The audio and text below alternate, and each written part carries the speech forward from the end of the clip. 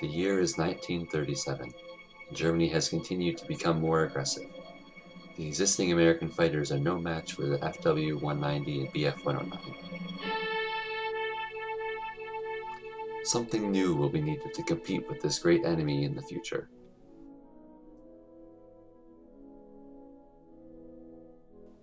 In response, the U.S. Army Air Corps has sent out Specification X-608 to several aircraft manufacturers, one of which will be awarded a contract. A fast plane that could intercept and take down modern bombers is what they needed. Lockheed Martin began its usual design process and eventually narrowed it down to just 6 choices, settling on a design that would lead to the P-38 Lightning. The XP-38 prototype was only used for 16 days before crashing in a publicity flight. Even with this setback, the contract was still awarded and several YP-38s were produced and developed. After several more years of testing, the P-38 was almost ready to take flight.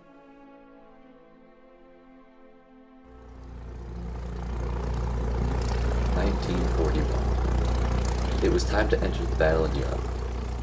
The P-38 quickly proved that it was remarkable in a number of ways. With a wingspan of 52 feet, it was larger than many German fighters of the time. This allowed it to carry nearly 4,000 pounds of bombs, nearly as much as the normal load of the B-17 Flying Fortress. If extra fuel tanks were attached, the plane could fly 2,600 miles, significantly farther than most other fighters. Soon, the military wanted to have 50,000 of these planes produced each year.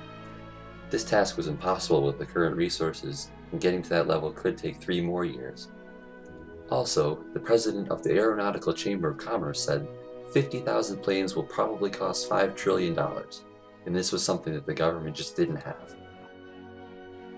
The plane had been designed to compete with the German planes, but it just wasn't fit to do so.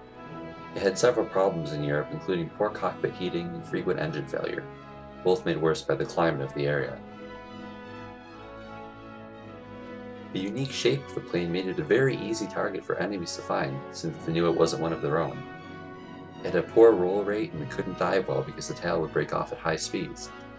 This problem wasn't solved right away because the P-38 was one of the first aircraft capable of reaching such high speeds.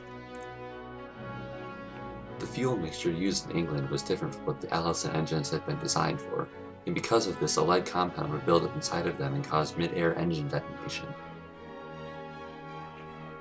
Because of these problems, the P-38 was pulled out of Europe after just a few years.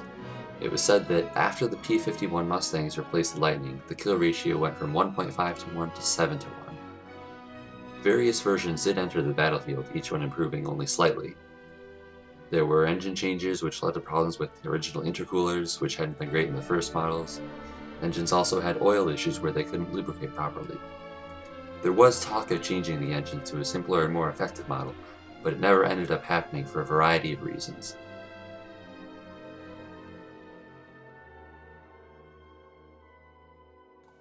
The plane truly excelled in the Pacific theater. The Japanese A6M0 was fast and maneuverable, but had thin armor and a small armament. In one battle it was listed that at least 16 enemy planes were lost with the loss of only 5 US planes. Others had 22 destroyed and a loss of only 4. This trend was common in the Pacific, especially as the industrial power of the US began to overpower that of Japan. The P-38 shot down more Japanese airplanes than any other fighter during World War II.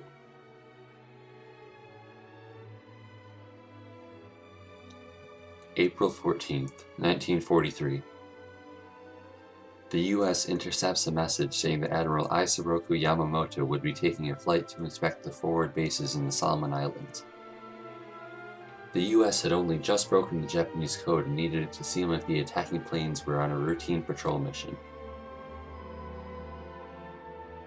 Yamamoto and his staff were to fly between 2 airfields on different islands, flying in 2 G4M1 Betty bombers escorted by 6 Zeros. On April 18th, 18 P-38s were assigned to Operation Vengeance, and they took off from the recently taken island of Guadalcanal. Yamamoto would fly along a straight path to his destination. They were to fly close to the water out around the enemy-held slot and meet the Japanese planes over one of the larger islands, One of them blew a tire on takeoff, and another couldn't get the external fuel tanks to feed, so the other 16 went on without them. The planes then flew just 9 meters above the water to stay off enemy radar, and this made them very hot, one pilot almost crashing after falling asleep. Some time later, they reached the island and dropped the external tanks to begin their climb. They quickly spotted the 2 bombers around 4,500 feet up and descending. The Zeros were behind the bombers. A team of 2 P38s went in for the kill while the other 14 ascended to 18,000 feet to provide cover. The Zeros began to dive towards the Lightnings, and one American pilot broke off to engage them, while the second continued to fly to the bombers. This plane opened fire on Yamamoto's Betty, setting one engine ablaze and causing it to crash into the jungle at full speed. The other bomber, which contained another admiral, continued out over the ocean, where it was shot down shortly after. Only one Lightning was lost in the mission, and the rest returned to the base. Tokyo did not admit that Yamamoto had been killed until several months later.